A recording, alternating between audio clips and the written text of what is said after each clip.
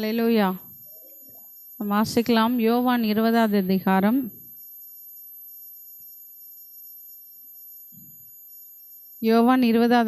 15வது வசனம். இயேசு அவளை பார்த்து, ஸ்திரீயே, ஏன் அழுகிறாய்? யாரை தேடுகிறாய் என்றார். அவள் அவரை தோட்டக்காரர் என்று எண்ணி, ஐயா, நீர் அவரை எடுத்துக்கொண்டு போனதுண்டானால் அவரை வைத்த இடத்தை எனக்கு சொல்லும், நான் போய் அவரை எடுத்துக்கொள்ளுவேன் என்றாள். இயேசு அவளை நோக்கி மரியாளே என்றார். அவள் திரும்பி பார்த்து ரபூனி என்றாள். அதற்கு போதகரே என்ற அர்த்தமாம். நம்ம கண்களை மூடி ஜெபிக்கலாம். ஆண்டவரே, மை துதிக்கிறோம் அப்பா, மை ஸ்தோத்திரிக்கிறோம், நன்றி செலுத்துகிறோம். இந்த நாளில் இந்த தேவநீர் எங்களோடு பேசும்படியாக ஜெபிக்கிறோம். ஆண்டவரே, என்னை மறைத்து உம்முடைய வார்த்தைகள் வெளிப்படும்படியாக ஜெபிக்கிறோம். இந்த நாளுக்கு வேண்டிய மன்னாவை தேவநீர் எங்களுக்கு கொடுக்கும்படியாக ஜெபிக்கிறோம் அப்பா. அப்படி செய்ய போகிற தயவிற்காக நன்றி. இயேசு நாமத்தில் பிதாவே, ஆமேன். அல்லேலூயா. இயேசு கிறிஸ்து மரித்து கல்லறையில் என்ன பண்ணப்பட்டிருக்கார்? வைக்கப்பட்டிருக்கிறார். அப்போ கல்லறையில் வைக்கப்பட்ட அவருக்கு பரிமள தைலம் பூசுகிறதற்காக மரியாளும் மற்ற மரியாள்களும் என்ன செய்கிறாங்க? போகிறாங்க. இப்போ மரியாள், மகதலேனா மரியாள், அவங்க என்ன செய்கிறாங்க? அங்கே போகிறாங்க. போகும்போது பார்த்தா கல்லறை திறந்து கிடக்கு, யாரையுமே காணோம். அதனால் இவங்க உட்காந்து என்ன செய்கிறாங்க? அழுதுட்டுருக்காங்க. அழுதுட்டுருக்கும்போது அப்போ இயேசு வர்றாரு. அப்போ இயேசு வந்து அவளை பார்த்து கேட்குறாரு, ஸ்திரீயே, ஏன் அழுகிறாயின்னு சொல்லிட்டு. அப்போது அவரை வந்து தோட்டக்காரர்னு நினச்சிட்டு உடனே பேசுகிறாங்க. இயேசு வந்து காணோம், அவரை யாரோ எடுத்துகிட்டு போயிட்டாங்க போல இருக்கு. ஒருவேளை நீங்கள் எடுத்துகிட்டு போயிட்டீங்களா? அவரை வச்ச இடத்த எனக்கு கொஞ்சம் சொல்லுங்களேன் அப்படின்னு சொல்லிட்டு என்ன செய்கிறாங்க? அழறாங்க. அழுதோடனே தான் இப்போ இயேசு சொல்கிறாரு, மரியாளே அப்படின்னு பேரை சொன்னோடனே உடனே அந்த சத்தத்தை கேட்டோடனே உடனே சொல்கிறா, போதகரே அப்படின்னு சொல்கிறா. அப்போது அது வரைக்கும் அவருடைய சத்தம் என்ன செய்யலை, அவளுக்கு தெரியல. ஆனால் இயேசுவை காணோன்னு சொல்லி அழுதுட்டுருக்கா. பக்கத்தில் வந்து ஏன் அழுகுறேன்னு கேட்கும் போது கூட அந்த சத்தம் கேட்கலை. இவளுடைய பெயரை சொன்னோடனே இவர் தான் போதகர், இவர் தான் இயேசு அப்படின்றத என்ன செஞ்சா? அவள் அறிந்து கொண்டாள். அவள் நினச்சா இயேசு கிறிஸ்து என்ன செஞ்சிட்டாரு? மரித்து போயிட்டாரு, அவ்வளோதான், முடிந்து போயிடுச்சு அப்படின்னு சொல்லிட்டு பரிமள தைலம் போடுறதுக்கு தான் அவள் என்ன செஞ்சா? வந்தா. இப்போ நம்முடைய வாழ்க்கையில் இன்றைக்கு அநேக காரியங்கள் என்ன செய்தது? முடிந்து போயிடுச்சு. குடும்பத்தின் சூழ்நிலைமை அவ்வளோதான், இந்த கடன் பிரச்சனை எனக்கு அவ்வளோதான், இந்த வியாதி எனக்கு அவ்வளோதான், இதிலேருந்து என்னால் என்ன செய்ய முடியாது? மீள முடியாது. வருஷத்துக்கும் காலத்துக்கும் இந்த பாடு, இந்த உபத்திரவம், இந்த வேதனையை நான் என்ன செய்யணும்? அனுபவித்து தான் ஆகணும்னு சொல்லிட்டு எல்லாம் முடிஞ்சிருச்சு, எல்லாம் செத்து போச்சு அப்படின்னு சொல்லி நினைக்கலாம். செத்து போனது எங்கேயாவது என்ன பண்ண முடியுமா? உயிரோட வைக்க முடியுமா? செத்து போனாங்களே உயிரோடு எழுப்ப முடியுமா? முடியாது. அதே போல் நம்முடைய வாழ்க்கையில் செயலிழந்து போன காரியங்களை நீ ஒன்றும் பண்ண முடியாது அப்படின்னு சொல்லி நம்ம என்ன செய்யுது? அழுதுட்டுருக்கலாம். நீங்கள் ஒருவேளை அவங்களுடைய சூழ்நிலை நிமித்தம் நீங்கள் அழுதுட்டுருக்கலாம். இயேசு இன்னைக்கு நம்மளை பார்த்து கேட்குறாரு, ஏம்மா அழற அப்படின்னு சொல்லிட்டு. இயேசு கேட்குறது கூட இன்றைக்கி நமக்கு அநேகருக்கு தெரியல. இயேசு எப்படிங்க கேட்பாரு? நேரில் வந்து கேட்பாரா அப்படின்னு இல்லை. இயேசு இன்றைக்கி அநேகருக்காக வேத வசனம் என்ன பண்ணப்பட்டிருக்கிறது? எழுதி கொடுக்கப்பட்டிருக்கிறது. இந்த வேத வசனத்தின் மூலமாக தேவன் நம்மளோடு என்ன செய்கிறாரு? பேசுகிறவராக இருக்கிறார். அநேக தேவ ஊழியக்காரர்கள் மூலமாய் தேவ வசனம் நமக்கு என்ன செய்கிறது? வருகிறது. இயேசு நம்மளோட என்ன செய்கிறாரு? பேசுகிறார். அநேக வார்த்தையின் மூலமாக தேவன் நம்மளோட என்ன செய்கிறாரு? பேசுகிறார். அந்த சத்தத்தை நாம் என்ன செய்யணும்? அறிந்து கொள்ளணும்.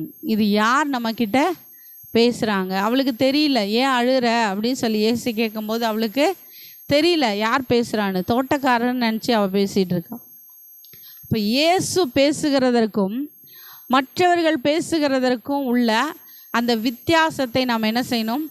அறிந்து கொள்ளணும். வேத வசனத்தின் மூலமாக தேவன் நம்மளோடு பேசுகிற காரியங்களை நம்ம என்ன செய்யணும்? அறிந்து கொள்ளணும். அறிந்து கொள்ளும்போது தான் அந்த வசனம் நமக்குள்ளே என்ன செய்யும்? கிரியை செய்யும். அந்த வசனம் கிரியை செய்து நம்முடைய வாழ்க்கையில் செத்து போனதை உயிர்ப்பிக்கிற அந்த வல்லமை தேவனுடைய வார்த்தைக்கு உண்டு. மரித்து போனதை உயிர்ப்பிக்கிற வல்லமை யாருக்கு உண்டு? தேவனுடைய வார்த்தைக்கு உண்டு. இப்போ அந்த வார்த்தைகள் நம்மளை என்ன செய்யுது? உயிர்ப்பிக்குது. அப்போ அவ பேரை சொன்னதுக்கப்புறம்தான், மரியாளேன்னு பேரை சொன்னதுக்கப்புறம்தான் என்ன செய்யுது? தெரியுது. அப்போ தான் போதகர்னு சொல்லி என்ன செஞ்சா? அறிந்து கொண்டார். இன்றைக்கி நமக்கும் அநேக வேலையில் தேவ வார்த்தைகள் வந்துட்டுருக்கு. அநேக ஊழியக்காரன் மூலமாக நம்முடைய பிரச்சனைகளை நம்முடைய காரியங்களை சொல்லுவாங்க. ஆனால் இது எனக்கு தானா அப்படின்ற ஒரு சந்தேகம் வரும். ஊழியக்காரர்கள் ஜெபிக்கும் போது என்ன செய்வாங்க? வார்த்தைகளை சொல்லுவாங்க. சொல்லும்போது நமக்கு தானா அப்படின்னு சந்தேகம் வரும். ஆனால் அந்த குறிப்பிட்ட நபருடைய பேரை சொல்லும்போது அப்போ தான் அவங்க என்ன செய்வாங்க? ஏற்றுக்கொள்ளுவாங்க. ஆமாம், எனக்கு தான் அந்த வார்த்தை, என்னோட தான் ஆண்டவர் பேசுகிறாரு அப்படி சொல்லிட்டு உணர்ந்து கொள்ளுவாங்க. அப்போ நம்ம அழும்போது நம்முடைய சூழ்நிலைகளை புரிந்து கொண்டு நம்ம கண்ணீருக்கு தேவன் என்ன செய்கிறாரு? பதில் கொடுக்கிறார். நம்ம அழறது அவருக்கு சந்தோஷம் இல்லை, நம்ம அழுகிறது அவருக்கு சந்தோஷமா? நம்முடைய பிள்ளை அழுகுதுன்னு வச்சுக்கோங்க, ஏதோ ஒரு காரியத்துக்கு அழுகுது. நம்முடைய பிள்ளை என்ன செய்யுது? ஏதோ ஒரு காரியத்துக்காக அழுது அப்படின்னும் போது நம்ம சந்தோஷமாக என்ன பண்ண மாட்டோம்? இருக்க மாட்டோம். அதுக்கு கொஞ்சம் சில காரியங்கள் கேட்கும்போது நம்ம வாங்கி தர மாட்டோம். ஆனால் சில காரியங்கள் அது பிடிவாதம் என்ன செய்யும்? கேட்கும். அது தேம்பி தேம்பி என்ன செய்யும்? அழுவும். இப்போ அது தேம்பி தேம்பி அழும்போது நம்மளால் என்ன செய்ய முடியாது? பார்க்க முடியாது. அதனுடைய அழுகை நம்மளால் என்ன பண்ண முடியாது? பார்க்க முடியாது. அது கேட்குறத என்ன செஞ்சுருவோம்? வாங்கி கொடுத்துருவோம். அதே போல் நம்மளும் சில காரியங்களுக்காக அழுவும்போது, தேவ சமூகத்தில் அழும்போது தேவன் நம்முடைய விண்ணப்பங்களுக்கு என்ன செய்கிறாரு? செவி சாய்க்கிறவராக இருக்கிறார். நம்ம அழுகிறது அவருக்கு வேதனையை கொடுக்கும். நம்ம அழும்போது அவர் என்ன செய்கிறாரு? அழுகிறவராக இருக்கிறார். நம்ம வாசிக்கலாம். யோவான்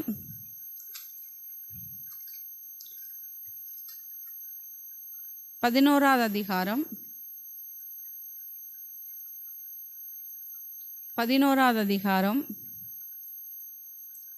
32வது வசனத்திலேருந்து வாசிக்கிறேன்.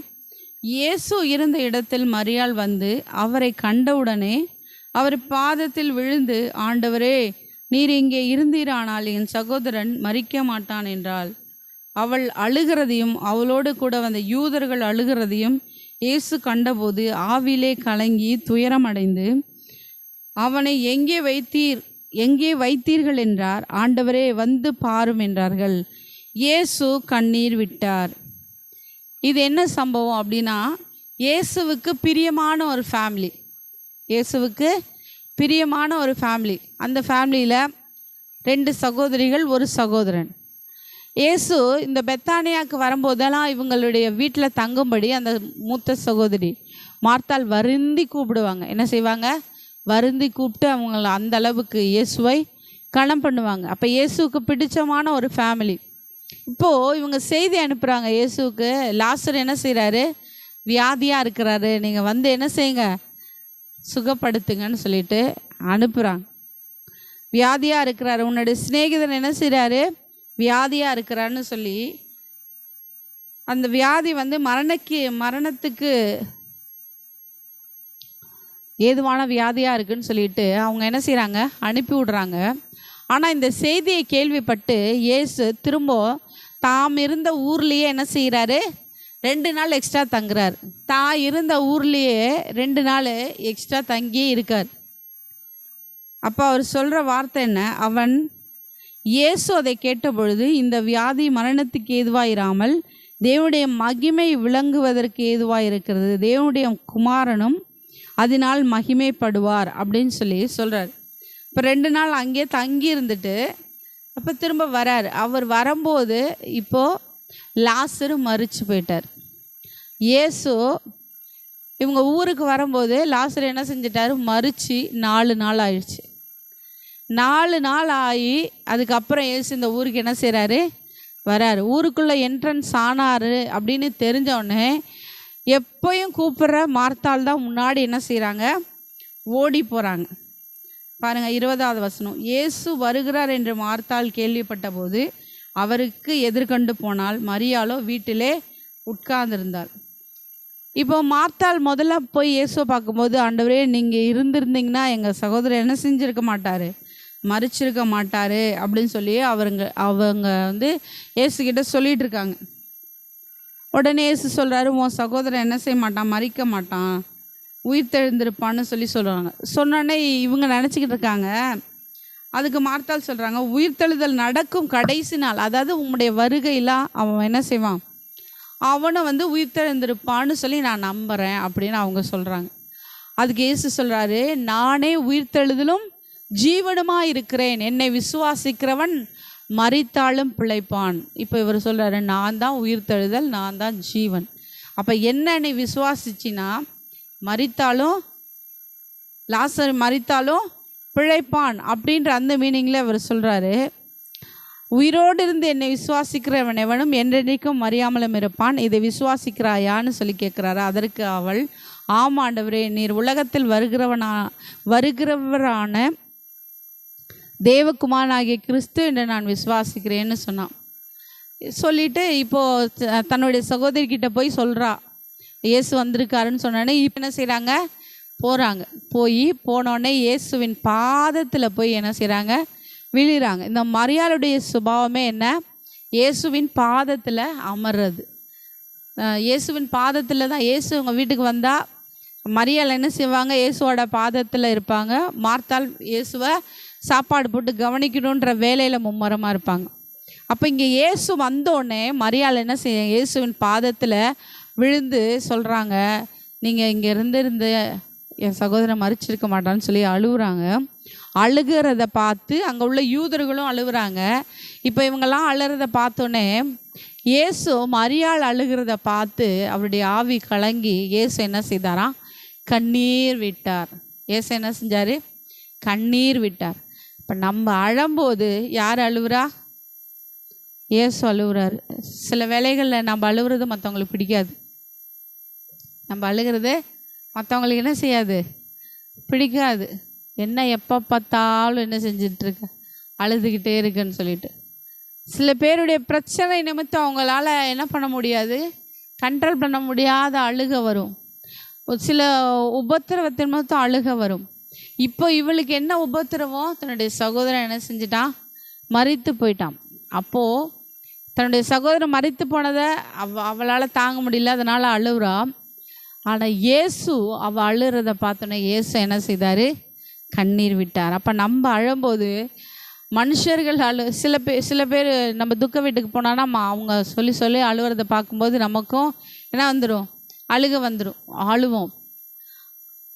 ஆனால் சில பேர் என்ன தான் வந்து கேட்டாலும் அவங்களுக்கு என்ன செய்யாது, அழ வராது. ஆனால் நிறைய ஜென்ஸ் நான் பார்த்துருக்கேன், மற்றவங்களுடைய காரியங்களை ஷேர் பண்ணி அவங்க வந்து ஃபீல் பண்ணும்போதே அவங்களுக்கும் அழுக வந்துடும். லேடிஸ் வந்து பொதுவாக அழுதுருவாங்க, ஆனால் ஜென்ஸ் அழுகிறது ரொம்ப கடினம், ரேர். அதே போல் அந்த மாதிரி அவங்க கேட்கும்போது என்ன செஞ்சிருவாங்க, ஆட்டோமேட்டிக்காக கண்ணிலேருந்து தண்ணீர் வந்து, ஏன்னா அந்த மனதுருக்கத்தின் ஒரு இருதயம் அது இருந்தால் தான் என்ன செய்ய முடியும், கண்ணீர் வரும். இப்போ இயேசு ஆவியில் கலங்குறாரு, ஐயோ இப்படி அழுகிறாங்களே அப்படின்னு சொல்லிட்டு ஆவியில் கலங்கி கண்ணீர் வெடிச்சோன்னே இயேசு கண்ணீர் வடிக்கிறார். அப்போ நம்முடைய பிரச்சனைக்காக மற்றவர்கள் நம்ம அழுகிறத பார்த்து கிண்டல் பண்ணலாம், கேலி பண்ணலாம், என்ன பண்ணலாம். நம்ம அழும்போது இயேசு நமக்காக அழுகிறார் அப்படின்ற ஒரு நம்பிக்கை உங்களுக்கு இருக்கா? நம்ம உபத்திரத்தின் பாதையில் போகும்போது இயேசு நம்மளோடு இருக்கிறார். நம்ம கண்ணீரின் பாதையில் போகும்போது இயேசு நம்மோடு இருக்கிறார். நம்ம அழும்போது இயேசு நமக்காக என்ன செய்கிறாரு, அழுகிறவராக இருக்கிறார். நம்முடைய பிரச்சனைக்கு தீர்வை கொடுக்கிறவராக இருக்கிறார். மரியாளுடைய பிரச்சனைக்கு ஒரு தீர்வு, அவ்வளோதான், முடிஞ்சிருச்சு. தன்னுடைய சகோதரன் நீ என்ன செய்ய மாட்டார், செத்து போயிட்டார், 4 நாள் ஆயிடுச்சு, வரமாட்டார் அப்படின்னு முடிவு பண்ணிட்டாங்க. இப்போ இயேசு கேட்குறாரு, ஆவியில் கலங்கி அவனை எங்கே வச்சுருக்கீங்க அப்படின்னு சொல்லிட்டு என்ன செய்கிறாங்க, கூட்டிகிட்டு போகிறாங்க. இப்போ கூட்டிகிட்டு போகும்போது எல்லாரும் ஆச்சரியமாக பார்க்குறாங்க, என்ன நடக்க போகுது, கல்லறைக்கு எதுக்கு போகிறாரு அப்படின்னு சொல்லிட்டு ஆச்சரியமாக பார்க்குறாங்க. பார்த்துட்டு இப்போ அவர் அவர் வந்து ஜெபம் பண்ணுறார் பிதாவின் இடத்துல. கல்லறைக்கு பக்கத்தில் போனோன்னா பிதாவின் இடத்துல ப்ரேயர் பண்ணி, இந்த ஜனங்கள் விசுவாசிக்கும்படியாக அவர்கள் நிமித்தம் 41வது வசனம் பாருங்கள். அப்பொழுது மரித்தவன் வைக்கப்பட்ட இடத்துல இருந்த கல்லை எடுத்து போட்டார்கள். இயேசு தம்முடைய கண்களை ஏறெடுத்து, பிதாவே, நீர் எனக்கு செவி கொடுத்தபடினால் உம்மை ஸ்தோத்தரிக்கிறேன். நீர் எப்பொழுதும் எனக்கு செவி கொடுக்கிறீர் என்று நான் அறிந்திருக்கிறேன். ஆனாலும் நீர் என்னை அனுப்பினதை சூழ்ந்து நிற்கும் ஜனங்கள் விசுவாசிக்கும்படியாக அவர்கள் நிமித்தம் இதை சொன்னேன் என்றார். சொல்லிட்டு ஜெபம் பண்ணிட்டு இப்போ சத்தமாக கூப்பிட்றார். சத்தமாக என்ன செய்கிறாரு? கூப்பிட்றார். இப்போ கல்லெல்லாம் புரட்டை தள்ளிட்டாங்க. அங்கே வந்து மரியாள் அழுது, கல் புரட்டப்பட்டு இருக்கு, இயேசுவை காணோன்னு சொல்லி மரியாள் அழுதாங்க. இங்கே கல்லெல்லாம் புரட்டி தள்ளி வச்சுட்டு இப்போ பிதாவின் இடத்துல அவர் ஜெபம் பண்ணிட்டு இப்போ கூப்பிட்றாரு உரத்த சத்தமாக, லாசருவே வெளியே வா. அவர் சொன்ன வார்த்தை என்ன? லாசருவே வெளியே வான்னு சொன்னோடனே, அந்த காலத்துலலாம் என்ன செய்வாங்க, இந்த இறந்து போனவங்கள போஸ்ட்மார்ட்டம் பண்ணும்போது எப்படி கட்டி வச்சுருப்பாங்க, சுற்றி ஃபுல்லாக எல்லாத்தையும் முகம் மட்டும் தெரிகிற மாதிரி. அதே போல் ஃபுல்லாக என்ன பண்ணிடுவாங்க, சுற்றி நல்லா கட்டி வச்சுருவாங்க. அப்படி கட்டி வச்சு தான் என்ன செய்வாங்க, அடக்கம் பண்ணுவாங்க. இப்போது லாசருவை அப்படி தான் என்ன செஞ்சுருக்காங்க, அடக்கம் பண்ணியிருக்காங்க. இப்போ இயேசு சத்தமாக லாசருவை வெளியே வான்னு சொன்னோடனே, மரித்து போன லாசரு இப்போ உயிரடைஞ்சு எப்படி கட்டி வச்சாங்களோ அந்த கட்டோட தத்தி தத்தி என்ன செய்கிறாரு, வெளியே வராரு. வெளியே வந்தோடனே இப்போ இயேசு சொல்கிறாரு, அப்பொழுது மரித்தவன் வெளியே வந்தான். அவன் கால்களும் கைகளும் பிரேத சீலைகளினால் கட்டப்பட்டிருந்தது. அவன் முகமும் சீலையால் சுற்றப்பட்டு முகத்தை என்ன செஞ்சுருக்காங்க, சுற்றி வச்சுருக்காங்க. இயேசு அவர்களை நோக்கி, இவனை கட்டவிழ்த்து விடுங்கள் என்றார். இப்போ கட்டப்பட்டு முகமும் என்ன செய்திருக்கு, கட்டப்பட்டிருக்கு.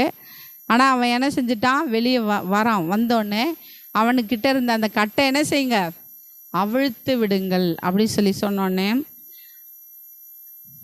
அவனை என்ன செய்கிறாங்க. அப்பொழுது மரியாள் இடத்தில் வந்திருந்து இயேசு செய்தவர்களை கண்டவர்களாகிய யூதர்களில் அநேகர் அவரிடத்தில் விசுவாசம் உள்ளவர்கள் ஆனார்கள்.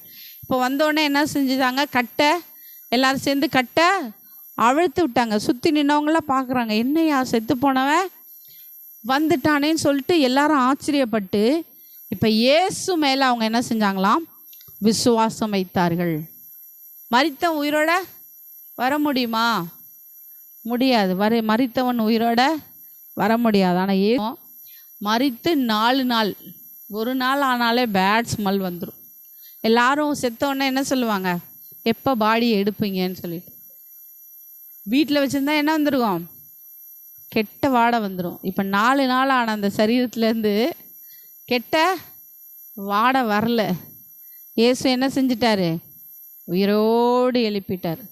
இப்போ நம்முடைய வாழ்க்கையில் அநேக காரியங்கள் மரித்து போய் கட்டப்பட்டு அவ்வளோதான் முடிஞ்சிச்சின்னு நினச்ச அந்த பிரச்சனைகளை இயேசுவால் மட்டும்தான் என்ன பண்ண முடியும், கட்டவிழ்க்க முடியும்.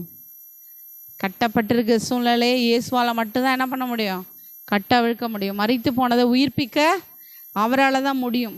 ஏன்னா அவர்தான் உயிர்த்தெழுதலும் ஜீவனமாக இருக்கிறார். ஹல்லேலூயா, ஹல்லேலூயா. இன்றைக்கு நீங்கள் எந்த காரியத்தை குறித்து அழுது கொண்டிருந்தாலும் கண்ணீரை துடைக்கிற தேவன். கண்ணீரை துடைக்கிறது மாத்திரம் இல்லை, அந்த கண்ணீர் எதனால் வந்தது, அந்த பிரச்சனைக்கு ஒரு சொல்யூஷனை தர இயேசுவால் மட்டும்தான் என்ன செய்யும் முடியும். அந்த பிரச்சனைக்கு தீர்வை கொடுக்கிற தேவனை நோக்கி நீங்கள் பார்க்கும்போது தேவன் உங்களுடைய வாழ்க்கையில் அற்புதங்களை செய்கிறவராக இருக்கிறார். தேவன் உங்களுடைய வாழ்க்கையில் அதிசயங்களை செய்கிறவராக இருக்கிறார். நம்முடைய வாழ்க்கையில் கண்ணீரை மட்டும் இல்லை, நம்முடைய பிரச்சனைகளை மாற்றி நம்முடைய தேவைகளை தேவன் என்ன செய்தார், சந்தித்து நமக்கு இன்னது தேவை என்பதை தேவன் அறிந்திருக்கிறார். மரியாளுடைய கண்ணீரை கண்டு அவளுக்கு என்ன செய்தார், தன்னை வெளிப்படுத்தினார். அவருடைய பரலோக பிரயாணத்துக்கு முன்பாக மரியாளுக்கு என்ன செஞ்சார், முதல்ல தரிசனமானார்.